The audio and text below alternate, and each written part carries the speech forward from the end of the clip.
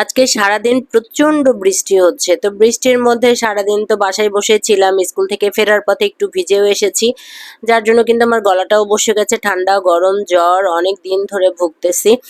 তো গলাটা এত বসে গেছে, ইচ্ছে কোনোভাবেই করতেছে না যে বিকেলবেলা বা সন্ধ্যার পরে একটু রান্না বান্না করি। তো আনানকে বললাম যে আজকে বাসায় কোনো রান্না বান্না হবে না, আজকে আমরা বাইরে খাবো। তো বাইরে খাবারের জন্য আমার যেহেতু জ্বর এসেছে, আমি একটু ঝাল ঝাল খাবার প্রেফার করতেছিলাম। তো তার মধ্যে আমি হালিমার নান খেতে চাইলাম। তা আজকে আমি আমার বরকে বলেছি, প্রত্যেকবার তো তুমিই আনো, আজকে আমি আনানকে নিয়ে যাই এবং আমি আমাদের পছন্দ মতো নিয়ে আসি। যাহা ভাবা তাহাই কাজ। আমরা কিন্তু জয়দেবপুর চলে এসেছি। জয়দেবপুরে আসার পরে এখানে সুরমা রেস্টুরেন্টটা এটা অনেক ভালো, এদের খাবারগুলো অনেক ভালো লাগে।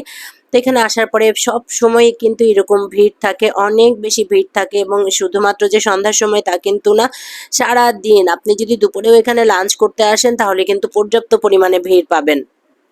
তো এখানে আসার পরে একটু আমাদের ওয়েট করতে হচ্ছে, যেহেতু আমরা পার্সেল নেব। মানে বিভিন্ন ক্যাটাগরিজ ওয়াইজে ভাগ করা আছে, পার্সেলের দায়িত্বে যারা আছেন তারা মহাব্যস্ত। এটা হচ্ছে হালিমের পাতিল। তো এখান থেকে আমরা হালিম নেব। আমি আমার জন্য নিয়েছি হালিম এবং নান, আর হচ্ছে আনান সহ বাকি সদস্য যারা আছে বাসায় সবার জন্য গ্রিল এবং নান। তো গ্রিল ভাজা হচ্ছে, আমরা একটু গ্রিলের কাছে দাঁড়িয়েছিলাম কিভাবে ভাজছে এটা দেখার জন্য, সেই সাথে এদের সাথেও কথা বলছিলাম। মানে আনানের খুব আগ্রহ ছিল কাছ থেকে এই জিনিসটা দেখার, তো মেয়েকে দেখাচ্ছিলাম। তা আর আমি এদিকে হচ্ছে হালিম এবং নানের যে প্যাকেজিং যা হচ্ছে সেটা আমি দেখতেছিলাম। এখানে আমারটা না, এখানে অন্য জনেরটা দেওয়া হচ্ছে। আমি ভেবেছিলাম যে আমারটা দেওয়া হচ্ছে। এদের এখানকার হালিম মানে সুরমার হালিম অনেক অনেক ভালো। শুধু যে সুরমার হালিম না, আমি একবার লাঞ্চে এসেছিলাম এখানে, এখানকার দুপুরের খাবারগুলোও কিন্তু অনেক মজা, স্পেশালি ভর্তাগুলো খুব মজা লাগে। তো বাইরের ওয়েদারের জন্য আজকে রাতের খাবারটা আমি কিনতে এসেছি, কারণ হচ্ছে কোনোভাবেই আমার শরীরটা বলতেছে না যে আমাকে চুলার পাশে যাব। তো ফাঁকিবাজি আজকে একটু করলাম, বাইরে হয়তো টাকা খরচ হলো তাতে কি, কিন্তু নিজের শরীরকে তো একটু আরাম দিতে হবে। মাঝে মধ্যে এরকম বাইরে সবাই মিলে খাওয়াটাও কিন্তু একটা রিক্রেশনের মধ্যে পড়ে। আমার এত খারাপ লাগছে শরীরটা, তারপরেও আমি আনানকে নিয়ে বের হয়েছি। মেয়েকে নিয়ে বের হওয়ার পরে, মানে মেয়ে বাইরে ঘুরতে আমার মতোই খুব পছন্দ করে, তো আনানকে নিয়ে বের হওয়ার পরে সেও খুশি হয়েছে এবং আমাদের পার্সেলটা কিন্তু রেডি হয়ে গেছে। আমি পার্সেল নিয়ে বিল পেমেন্ট করলাম। বিল খুব একটা বেশি আসে নাই, যেহেতু বাসায় আমাদের 5 জন সদস্য। তো 5 জন সদস্যের জন্য 5টা নান, সরি 4টা নান, 5টা নান, 4টা গ্রিল এবং হচ্ছে 1 বাটি হালিম আমার জন্য। তো এখানে আসার পরে এখানে কিন্তু মিনি চাইনিজের ব্যবস্থা করা হচ্ছে।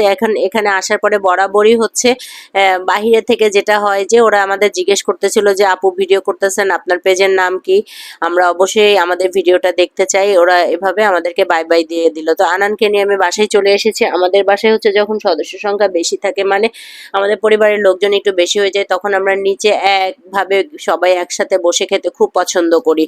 আমরা তখন ডাইনিং টেবিলটাতে আর বসি না, মানে ডাইনিং টেবিলে বসে তো গল্প করা যায় না, যেহেতু আমার ডাইনিং টেবিলে হচ্ছে 6 চেয়ারের, সদস্য বেশি হলে 6 চেয়ারে বসে অনেক মজা পাওয়া যায় না, মানে টিভিটা একটু ব্যাকগ্রাউন্ডে পড়ে যায়, যার জন্য এখানে ফ্লোরমেট অনেক সময় বিছায়, অনেক সময় বিছায় না।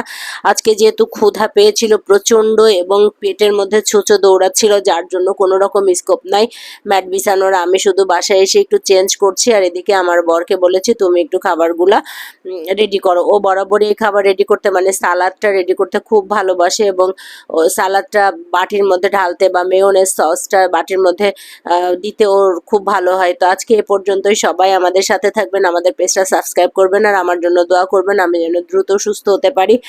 অনেক অনেক দিন ধরে আমি ঠান্ডা জ্বরে ভুগতেছি, আসলে রিকভারি করতে পারতেছি না। সবাইকে আল্লাহ হাফেজ, বাই।